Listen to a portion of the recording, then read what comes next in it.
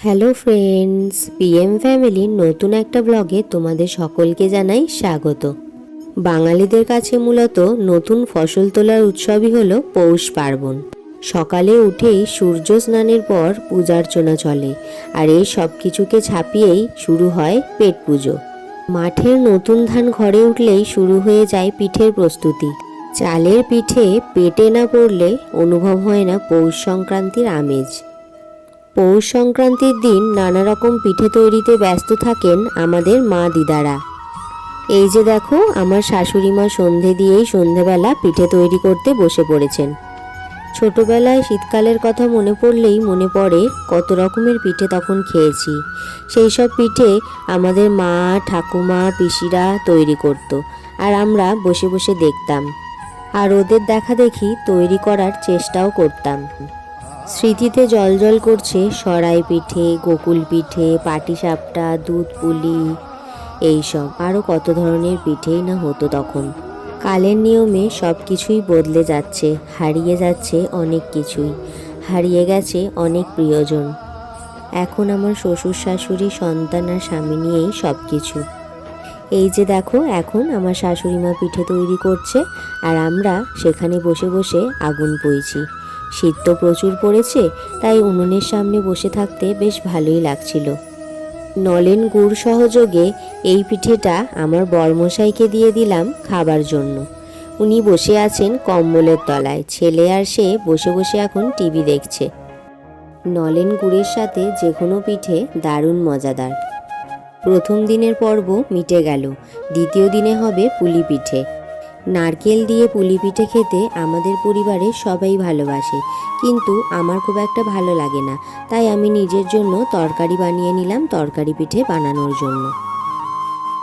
একসময় পৌষ মাসে নাকি সারা পাড়ায় ঢেঁকিতে চাল কোটার শব্দ শোনা যেত। আধুনিকতার ছোঁয়ায় অনেক কিছুই হারিয়ে যাচ্ছে অনেক লোকাচার, পুজো পার্বণ। তবে বাংলার গ্রামীণ সমাজে পৌষ পার্বণের অনেক পুরনো রীতি আজও পালন করা হয়, যেমন আমাদের বাড়িতেও সেগুলো পালন করা হয়ে থাকে। আমি এখন বসে বসে বানিয়ে নিচ্ছি পুলি পিঠে। মা ঠাকুমাদের মতো অত সুন্দর করে বানাতে না পারলেও যেরকম পারি মোটামুটি খাওয়ার মতো হয়ে যায়।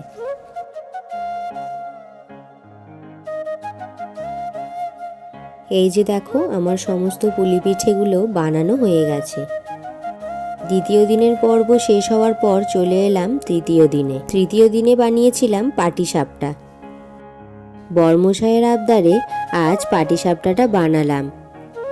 উনি পাটিসাপটাটা খেতে বেশ পছন্দ করেন। আগের বছর যখন পাটিসাপটা বানানোর চেষ্টা করেছিলাম প্রথমবার, তখন খুবই খারাপ হয়েছিল, মানে পাটিসাপটাটা বানাতেই পারিনি, সবই ফেলে নষ্ট হয়েছিল। কিন্তু এবছর দেখলাম বেশ ভালোভাবেই করতে পেরেছি। আগের বছর হয়তো বাইরে থেকে কিনে আনা চালের গুঁড়ি দিয়ে করেছিলাম বলে পাটিসাপটাটা ভালো হয়নি, কিন্তু এবছর এই চালটা ঘরে ভিজিয়েই গোড়ানো হয়েছিল, তাই ভালো হয়েছে। এই ব্যাটারটার মধ্যে আমি দিয়েছি চালের গুঁড়ি, ময়দা, কিছুটা নলেন গুড় আর একটু চিনি। তোমরা যারা প্রথম পাটিসাপটা বানাতে যাবে, কেউ কখনোই বাইরে থেকে কিনে আনা চালের গুঁড়ি নিয়ে বানাবে না। সবসময় চেষ্টা করবে বাড়িতে গুঁড়োনো চালের গুঁড়ি দিয়ে বানাতে, তাহলে অবশ্যই ভালো হবে। যেটা আমি প্রথম ভুল করেছিলাম, সেই ভুলটা তোমরা করতে যেও না। দেখতে দেখতে আমার এই ভিডিওটা আজ শেষের পথে। পৌষ পার্বণ উৎসবটা না থাকলে হয়তো আমাদের এত ভালো ভালো পিঠে খাওয়াই হতো না। কারণ দেখবে, যত যাই হোক অন্য সময়গুলোতে কিন্তু আমাদের এই পিঠে বানিয়ে খাওয়ার খুব একটা ইচ্ছা হয় না।